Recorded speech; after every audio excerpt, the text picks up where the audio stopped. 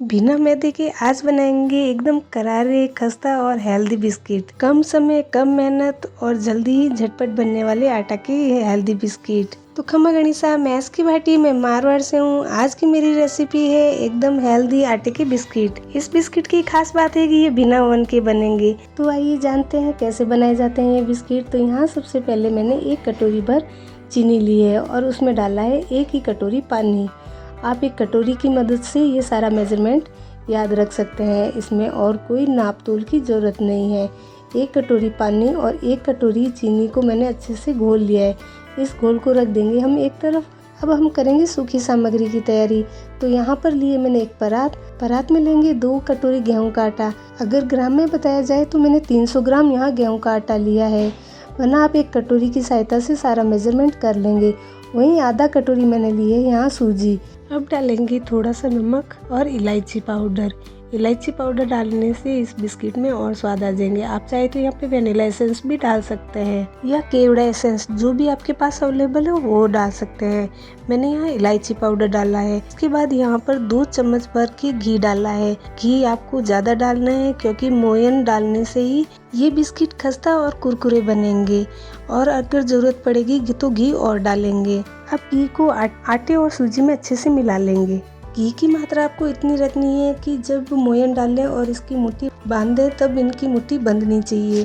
तो मुट्ठी भी बन रही है, इसका मतलब मोयन अच्छे से आ गया है। अब हम डालेंगे यहाँ पे जो हमने चीनी और पानी का घोल तैयार किया था वो थोड़ा थोड़ा करके हमें इन्हें अच्छे से ये आटा लगा लेना है। आटा आपको ऐसा लगाना है कि ज़्यादा ना तो वो गीला रहे और ना ही ज़्यादा टाइट हो। यहाँ पर अगर आप चाहें तो आटे की जगह मैदे का भी यूज़ कर सकते हैं, उससे भी अच्छे बिस्किट बनेंगे। पर हम बना रहे हैं हेल्दी बिस्किट, इसलिए यहाँ पर आटे का यूज़ लिया है। इस मिश्रण में आप नारियल का बुरादा भी डाल सकते हैं, आपकी इच्छा अनुसार है, वो बिल्कुल ऑप्शनल है। और कुछ ड्राई फ्रूट्स भी डाल सकते हैं।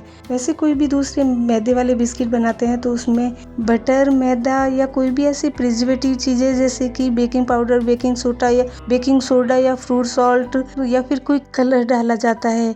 पर इन बिस्कुट में कोई भी कलर नहीं है, इनका नेचुरली कलर होगा। और सबसे बड़ी बात है इनको बिना ओवन के हम बनाएंगे। तो यहाँ पर हमने बिस्किट का डो अच्छे से गूंथ के बना लिया है। अब हम इनको शेप दे देंगे। तो एक चाकू की सहायता से सभी बिस्किट को छोटे छोटे टुकड़ों में काट लिया है। फिर आप इनको अपने मनचाहा आकार दे देंगे। चाहे तो आप इन्हें गोल शेप में भी रख सकते हैं, चाहे इन्हें चौकोर शेप में भी रख सकते हैं। उसके बाद यहाँ पर मैंने एक कटोरी की सहायता से ऊपर एक छोटी सी डिज़ाइन बना ली है। यहाँ पर आप सूखे मेवे या फिर तिल भी डाल सकते हैं। उसके बाद मैंने चूल्हे में अग्नि लगाई है, चूल्हे पे कढ़ाई रखी है और कढ़ाई में डाला है तेल। क्योंकि हम इनको बिना ओवन के बना रहे हैं तो इनको हम तलेंगे। तेल जब गर्म हो जाए तब इसमें डालेंगे बिस्किट। चूल्हे की आंच मध्यम रखी है और सारे बिस्किट इसमें डाल देंगे। बिस्किट डालने के बाद में इनको थोड़ी देर पका लेंगे। पहले तो ये लगेंगे कच्चे हैं, पर थोड़ी देर फ्राई होने के बाद ये एकदम ही कुरकुरे हो जाएंगे। मैं यहाँ पर इन बिस्कुट को डीप फ्राई कर रही हूँ। आप चाहे तो सैलो फ्राई भी कर सकते हैं। अगर आप चाहे तो इन्हें कुकर या ओवन में भी बना सकते हैं, पर इनको ओवन और कुकर में बनाने में कम से कम 50 मिनट लग जाएंगे।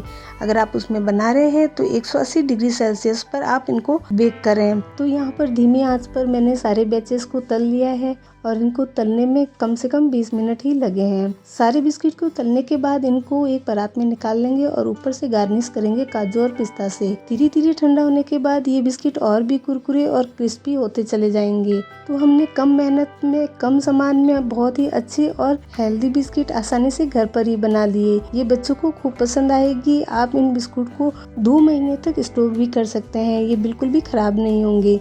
तो तैयार है हमारे आटा बिस्किट। आप इन्हें घर पर आसानी से बनाएं। अगर आप भी अपने बच्चों को हेल्दी खिलाना चाहते हैं और मार्केट के बिस्कुट से बचना चाहते हैं तो आप ये बिस्किट घर पर बनाकर बच्चों को खिलाइए, और इसमें किसी भी प्रकार की ज़्यादा मेहनत नहीं लगती है। तो आज की इस रेसिपी के साथ ही मैं आज का ब्लॉग एंड करती हूँ। मिलते हैं एक नई रेसिपी, नए ब्लॉग के साथ। तो इस दीपावली आप भी इस तरह के बिस्किट बनाइए और एंजॉय कीजिए। खमा गणिसा।